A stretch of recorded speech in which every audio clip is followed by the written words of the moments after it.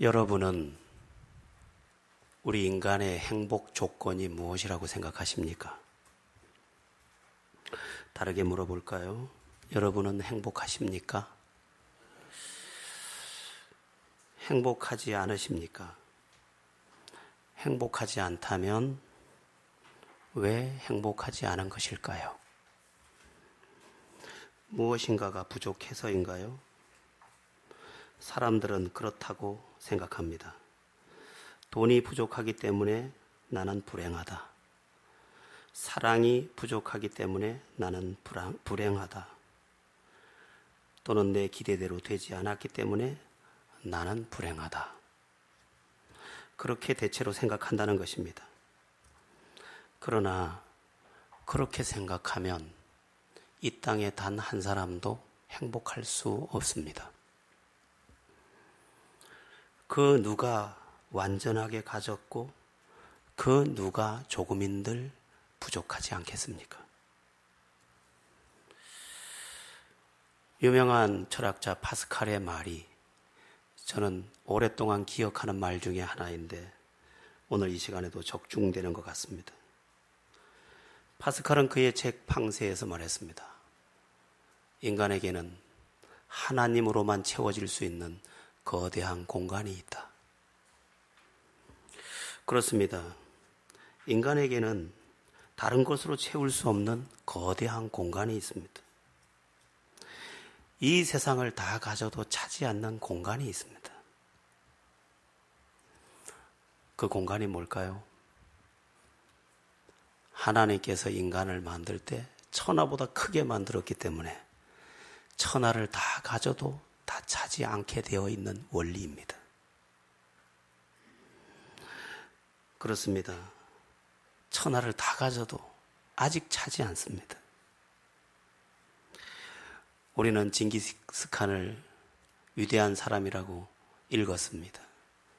나폴레옹을 위대하다고 읽었습니다. 알렉산더를 위대하다고 읽었습니다. 그러나 제 눈에는 그렇게 위대하게 보이지 않습니다. 몰라요. 땅을 정복한 크기로는 위대할지 모르지만 그들이 행복했다고는 믿어지지 않습니다.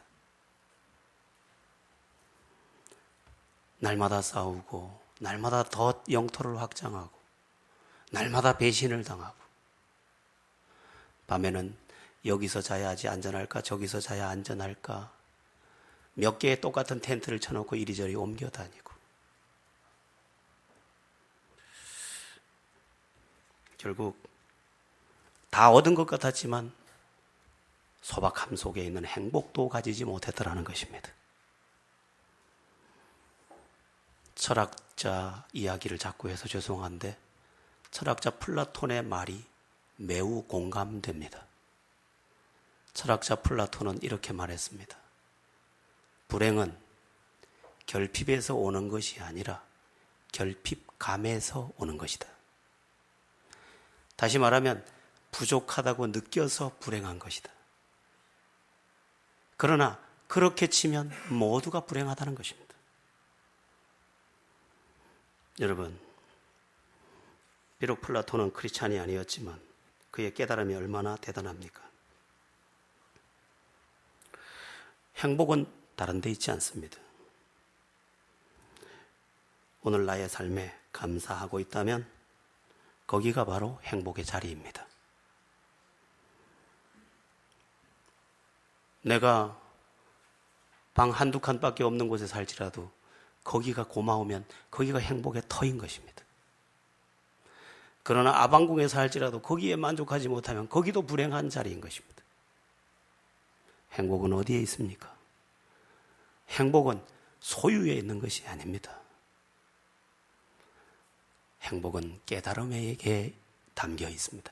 내가 바르게 깨닫고 행복하구나, 감사하구나 라고 여기는 그곳에서 행복이 시작되는 것입니다. 그렇게 볼 때 어떤 사람이 행복한 사람일까? 저는 단정적으로 말씀드릴 수 있습니다. 예수 만난 사람이 행복한 사람이다. 뜬금없이 왜 예수 만난 사람이 행복한 사람이라고 하느냐 이렇게 물을지도 모르겠습니다. 왜 그럴까요? 예수 만난 사람 속에 감사가 가득하기 때문입니다.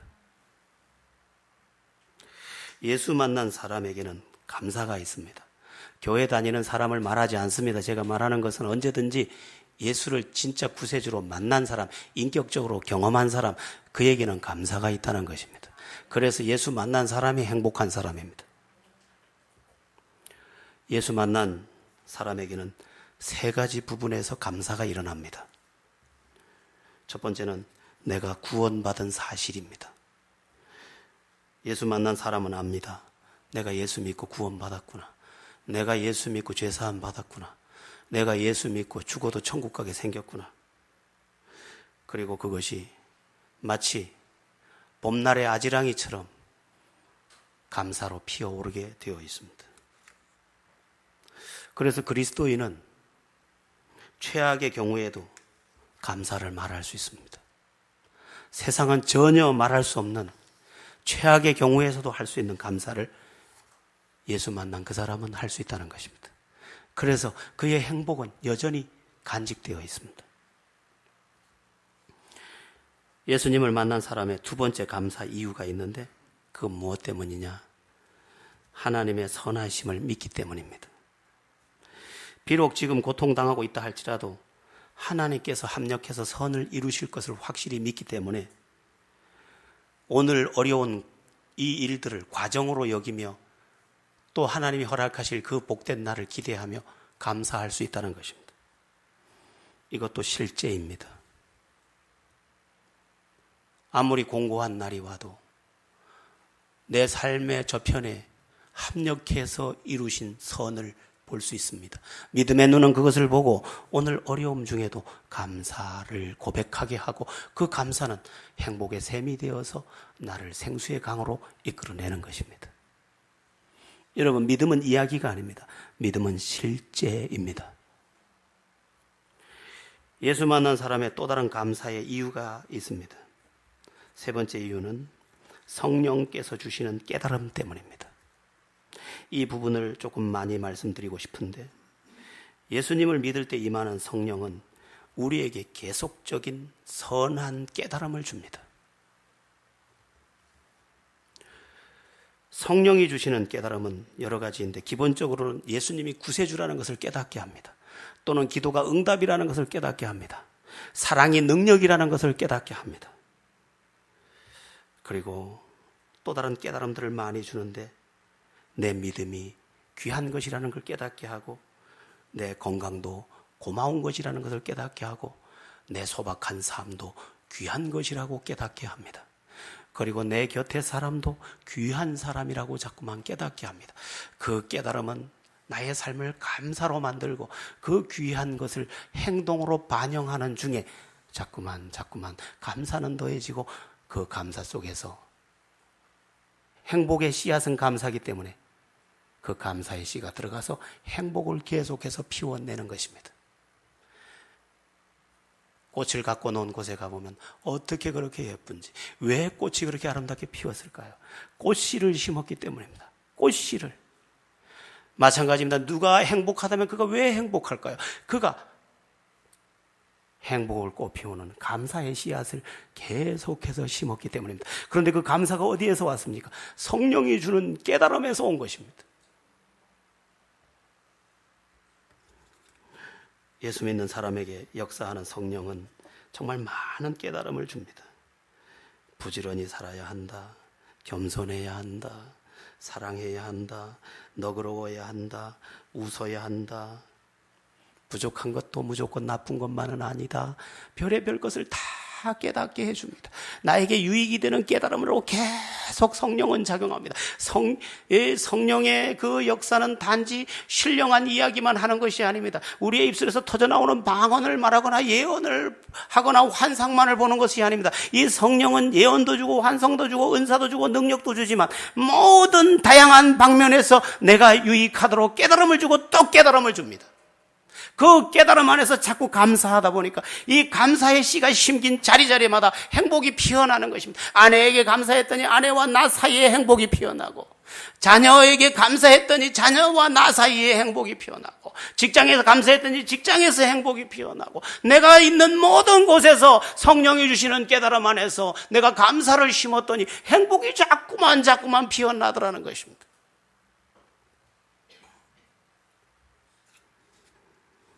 성령을 가리켜서 보혜사라고 합니다.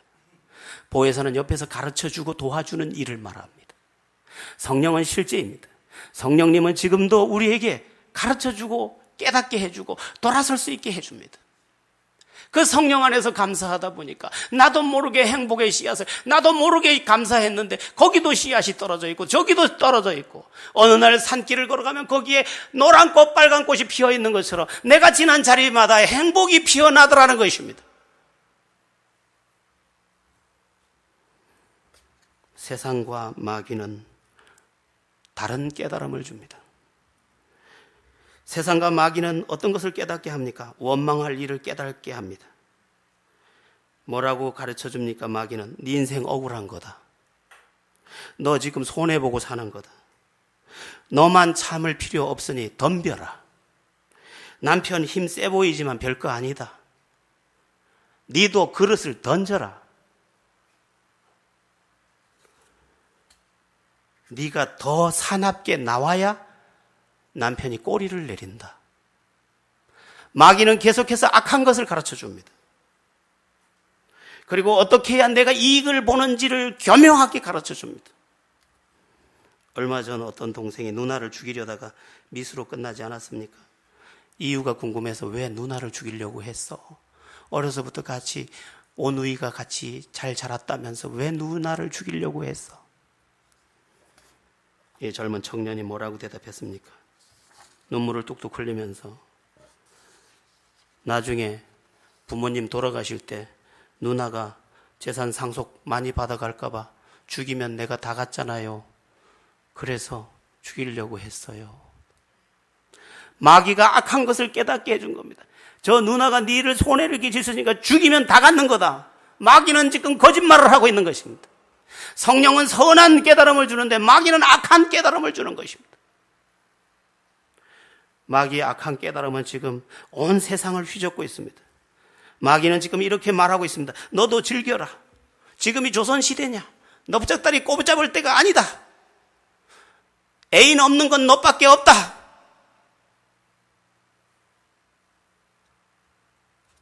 너만 손해보고 외롭게 사는 것은 의로운 것도 아니고 바보짓이다. 너를 좋아하는 남자가 얼마나 많으냐? 마귀는 또 여러 가지로 악한 깨달음을 줍니다. 미워해라. 손해보지 말아라. 원수 갚아라. 니도 사납게 말해라.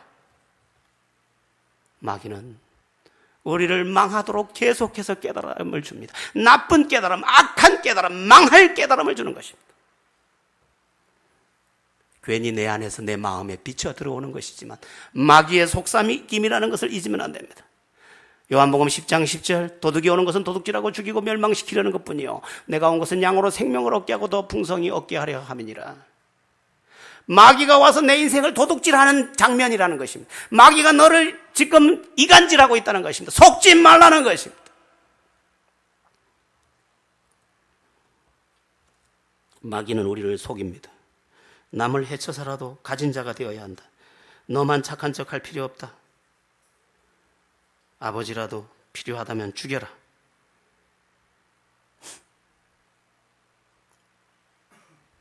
나는 잘 죽을 수 있을까? 기도해야 할 일입니다.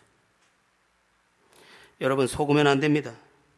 믿음 안에서 성령의 음성을 따라서 바르게 행하고 바르게 살아야 합니다. 그러면 살 길이 열리게 되어 있습니다. 그리고 행복한 삶이 열리게 되어 있는 줄로 믿습니다. 사실 우리가 믿음 안에서 성령 안에서 바르게 깨닫고 보면 감사할 일이 참 많습니다. 우리가 잘 몰라서 그렇지 사실 우리에게 필요한 것 대부분을 지금 우리가 다 가지고 있습니다. 먹을 것이 있습니다. 잠잘 집이 있습니다. 친구가 있습니다. 믿음이 있습니다. 직장이 있습니다. 자녀가 있습니다. 건강이 있습니다. 내가 다니는 좋은 교회도 있습니다. 대체로 다 가지고 있습니다. 여러분들이 이렇게 말할지 모르겠습니다. 다이아몬드가 없는데요. 그건 없어도 됩니다. 다이아몬드 없어서 굶어 죽은 사람이 없습니다. 왜 하나님께서 다이아몬드를 귀하게 만들었을까요? 그거는 없어도 되기 때문에 귀하게 만든 거예요. 그럼 왜 공기를 이렇게 많이 만들었을까요? 그건 없으면 안 되기 때문이에요.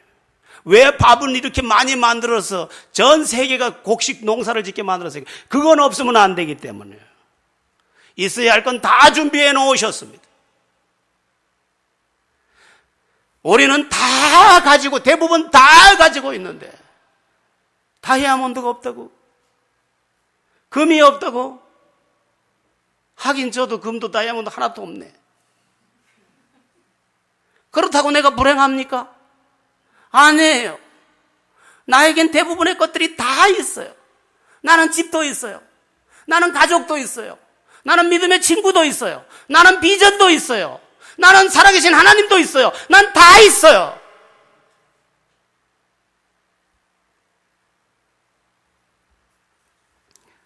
노자의 도덕경에 보면 귀한 것을 귀하게 여기지 말라는 말이 있습니다. 상당히 일리가 있는 말이라고 생각이 됩니다. 귀한 것을 왜 귀하게 여기지 말라 했을까요? 귀한 것은 없어도 되는 것들이라는 거죠. 예, 금 없어도 돼요. 금은 그냥 여기다 굳이 뭐 차고 다닐 필요도 없어요.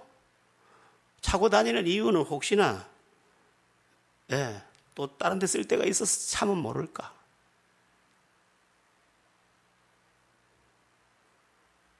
여러분, 세계를 보면 참 의미심장해요. 계란 하나가 한 판에 4,000원이에요? 얼마예요? 5,000원이에요. 5,000원. 제가 어릴 때 계란 하나가 10원이었어요. 10원. 그런데 지금 세월이 이만큼 지났는데 아직 계란 하나가 150원, 200원? 200원도 안 되네요. 그죠? 인플레가 얼마나 발생했는데. 그런데 완전 식품 두 가지가 있는데 우유와 계란이죠. 그런데 전 세계 우유와 계란은 항상 넘쳐요. 하나님이 영양까지 다 준비해 놓으셨다니까. 여러분, 건강하게 사는 비결을 제가 누구한테 들으니까요, 아침에 일어나자마자 계란을 먹으래요. 찐계란, 군계란은 안 된대요. 저녁에 자기 전에 계란을 먹으래요. 찐계란이 좋대요. 드세요. 흔하잖아요. 얼마든지 사 먹을 수 있잖아요. 거기 가서 칼질을 해야 되는 게 아니에요.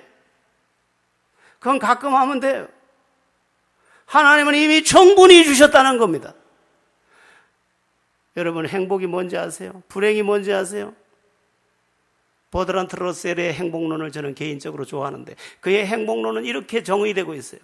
불행이 뭐냐? 없는 것에 대한 깨달음이다. 나는 이것도 없어. 나는 명품백도 없어. 나는 이것도 없어. 이게 불행이라는. 행복이 뭐냐 그러면 가진 것에 대한 깨달음이에요. 나는 가족도 있어. 나는 믿음도 있어. 나는 친구도 있어. 나는 건강도 있어. 가진 것에 대한 깨달음이에요. 여러분 대부분 다 가지고 있잖아요. 여러분은 머리털도 다 가지고 있네.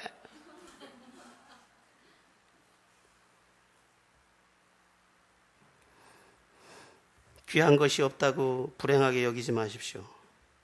필요한 것 대부분이 이미 하나님의 선물로 우리에게 풍성하게 주어져 있습니다. 그러므로 있는 것에 대한 깨달음을 가지고 성령의 깨달음에 합해서 감사하고 감사하십시오. 그러면 그 감사가 행복의 씨앗이기 때문에 그 감사가 심긴 자리마다에서 행복이 피어나되 울긋불긋 피어나서 어머나 예쁘기도 해라. 어디 하나 눈부셔서 아름답지 않은 광채가 없어요. 아름답지 않다고 할 게 아무것도 없어요. 믿음 안에서 감사함에 보니까 가정을 돌아봐도 감사하고 내 믿음의 삶을 봐도 감사하고 내 곁에 있는 사람들을 봐도 감사하고 내 미래를 생각해도 감사하고 감사가 가득가득 밀려오고 거기에 행복이 또 밀려오고 그래서 나는 노래하고, 그래서 나는 예배하고, 그래서 나는 찬양하고, 그래서 나는 영광을 올려드리고, 그러는 중에 나는 더 풍성한 계절을 보고 있는 것입니다.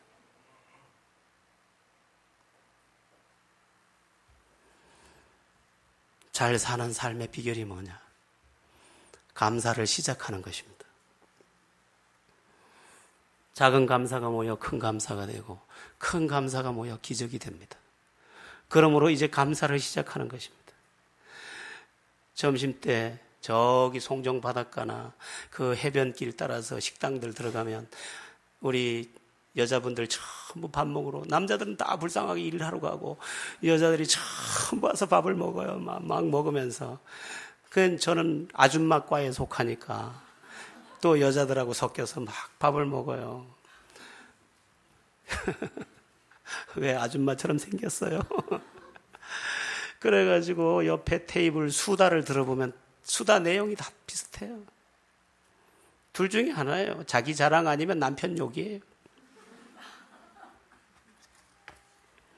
그런 게 인간이가 이러면서. 그럼 옆에 사람이 그 사람 말도 끝나게 되니 그래도 네 신랑은 낫다 이러면서. 그러니까 불행의 씨를 어디 가든지 뿌리고 사는 거예요. 오늘은 기독교 절기상 맥추 감사 주일에 해당합니다. 맥추 감사절은 어떤 감사의 절기일까? 무엇에 감사하는 절기일까? 맥추 감사라는 말은 맥자가 보리 맥자죠. 그러니까 보리, 밀을 거두어서 감사해서 하나님께 드리는 감사의 절기예요. 근데 보리, 밀은 1년 중 첫 열매예요. 그러니까 하나님께서 열매를 주신 것에 감사해서 하나님 감사합니다. 그렇게 하나님 앞에 감사하는 절기예요. 여기에도 중요한 게 담겨 있어요. 불신앙은 이렇게 말해요. 왜? 내가 땀 흘리고 내가 수고하고 내가 덜 먹고 번 돈인데 왜 하나님 앞에 감사해야 되는데? 이렇게 이야기합니다. 그런데 믿음은 다르게 말해요.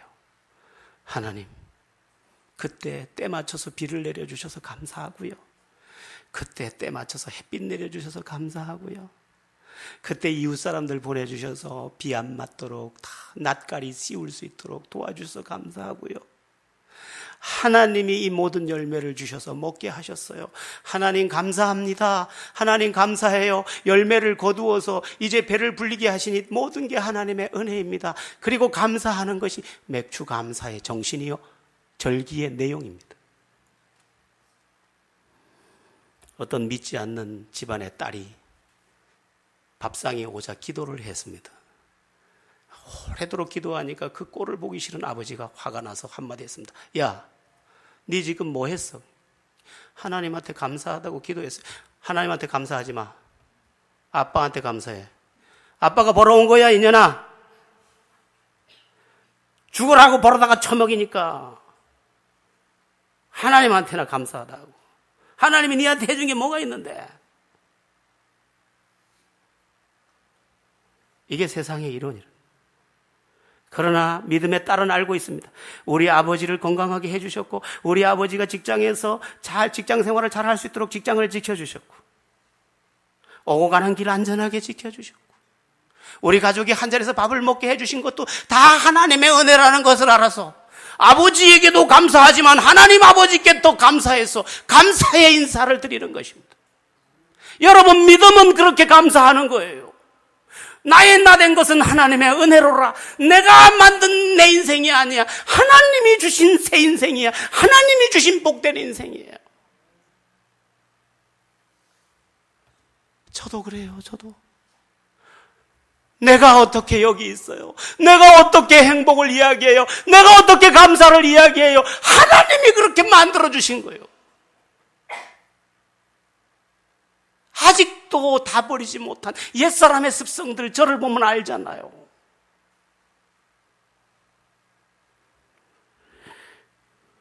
또 한 가지 이유가 있습니다. 농부가 씨를 뿌리고 땀을 흘려서 열매를 거둔다지만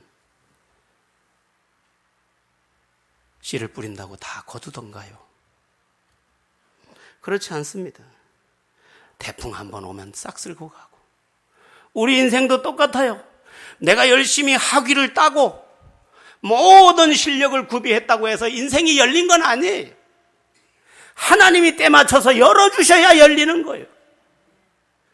여러분 놀라지 마세요. 서울대 졸업생들 중에 50% 이상이 실업자라 그래요. 들어갈 땐 다 동네 잔치를 했어요. 그러나 그때뿐이에요, 잔치는. 인생은 그때 잔치했다고 계속 잔치가 아니에요. 하나님이 은혜를 주셔야 되는 것이요. 자식도 마찬가지예요. 자식이 잘 커주는 것도 알고 보면 다 하나님의 은혜예요. 자식 잘 키우고 싶지 않은 사람이 있으면 발 들어보세요. 다 잘 키우고 싶잖아요. 다 간절하잖아요. 제가 공개하지 않은 글이 하나 있어요. 제목이 아들이에요, 아들. 그 제일 끝에 그랬어. 이 아들을 붙잡아 주소서. 그리고 두 글자를 저 멀리 썼어요. 제발.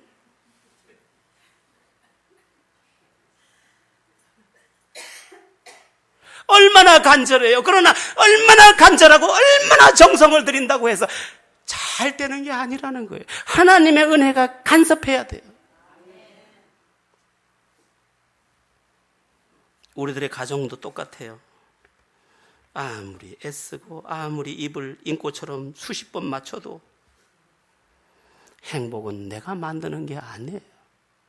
이상하게 하나님께서 그 둘 사이의 마음을 주장해 주고 서로에 대해서 감사하게 하고 별말 안 해도 고맙고 몸빼 입은 뒷모습이 그렇게 이쁠 줄 예전에 미처 몰랐어요. 은혜가 오면 몸빼도 아름답지만 은혜가 떠나면 모든 게 싫어요.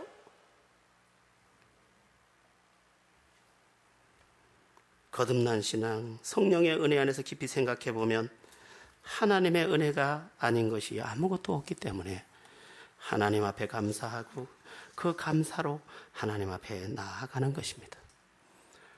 여러분, 그래서 크리스찬은 노래합니다. 이 노래가 무슨 노래냐? 찬양의 노래, 감사의 노래, 감사할 제목이 있는 노래가 있는 존재들, 그가 바로 크리스찬이라는 것입니다. 그러니까 맥주절의 감사, 그것은 하나님께서 내게 베푸신 여러 모양의 은혜를 품에 안고 이렇게 허락하신 것은 하나님의 은혜였습니다. 하나님이 해주신 것입니다. 하나님 감사합니다 하고 하나님께 경배를 올려드리는 절기가 바로 맥주 감사 절기인 것입니다. 그러면 오늘 우리는 어떻게 감사해야 할까? 자, 감사는 두 가지로 하는 게 아닙니다. 감사는 첫째 뭘로 하면 안 되느냐? 말로만 하면 안 됩니다. 말로만 하는 감사는 가짜예요. 두 번째 아닌 감사가 있어요. 마음으로만 하는 감사도 감사가 아니에요. 물론 말로도 해야 되고 마음으로도 해야 되는데 그것만으로는 안 돼요. 그래서 오늘 감사를 어떻게 해야 하는지 15절에 본문이 말씀하고 있습니다. 15절 마지막 부분에 이렇게 나와 있습니다. 빈손으로 내 앞에 나오지 말지니라. 네 마음, 네 입술, 거기에 물질을 포함시켜라.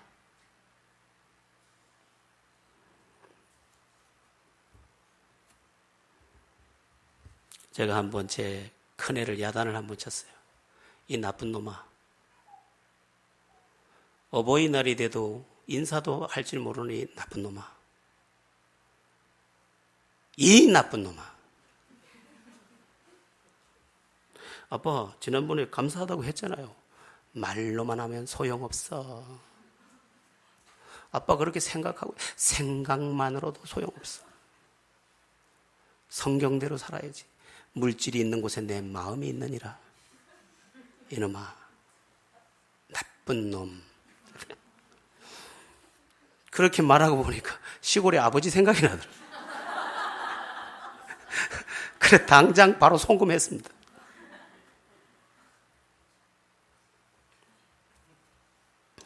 오늘 본문은 3대 절기에 관한, 구약 시대의 3대 절기에 관한 말씀인데 무교절, 맥추절, 수장절 이렇게 말하고 있습니다. 신약적으로 말하면 무교절은 우리가 구원받은 것에 대하여 감사하는 절기고, 맥추절은 첫 열매를 주신 것에 대해 감사하는 절기고, 수장절은 추수감사절에 해당하는데 열매를 거두어다가 집에 저장할 수 있게 하신 것에 대해 감사하는 절기입니다. 그런데 그 감사를 어떻게 하라고 하시느냐? 빈손으로 보이지 말지니라. 이건 이런 말이기도 합니다. 감사하다면 그 감사한 것을 행동으로 증명해라. 말로만 하지 마라. 그건 진짜가 아직 아니다. 네가 손해보지 않은 감사는 감사가 아니라는 것입니다. 언제 한번 말씀드렸었지요. 제 모교회의 장태호 장로님 이야기요. 절기가 되면 그분 생각이 많이 나요.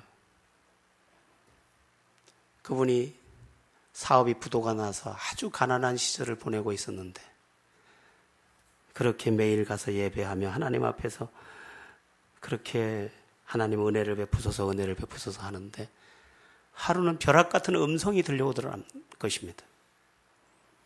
내 종아, 내 하나님. 그랬더니 하나님이 이렇게 물으시더랍니다. 지난 일주일 동안 네가 내게 감사할 일이 한 가지도 없었더냐? 깜짝 놀라서 사방을 보니 아무도 없고 그 음성만 듣고 고백을 했답니다. 아니요, 감사할 일이 참 많았어요. 어려운 중에도 우리 부부 의가 금가지 않게 해주시고요. 우리 경태 그래도 믿음 잃지 않고 저렇게 지켜 있어서 감사하고요. 감사할 일이 많습니다. 그런데 왜 빈손으로 왔느냐 그러더니 그 이야기가 벼락같이 들리더랍니다. 그래서 그 부도가 나서 정말 한 끼 때가 힘든 때에 감사를 빼지 못하고 매주 온 힘을 다해서 감사하기 시작했다는 것입니다. 그러던 중에 서울로 길이 열리고, 그 서울로 간 길에 어떤 분이 캐나다로 이민 가면서 그 아파트에 붙어있는, 대단히 아파트에 붙어있는 슈퍼를 맡기고 그거 버는 대로 갚으라고 하고 가서 그걸 가지고 일어섰다고 간증하시는 거예요.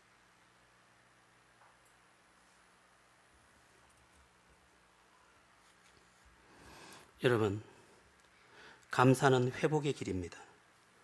그러므로 우리는 다시 형식적인 감사나 입에 바른 감사가 아닌, 생각만의 감사도 아닌 실제적인 감사를 시작해야 합니다. 아내에게 감사할 때도 말로만 하면 소용없습니다. 그가 기뻐할 것을 찾아서 그에게 내 상당한 것을 투자해서 그에게 지불해야 합니다. 진정한 표현은 내 귀한 것이 같이 가는 것입니다.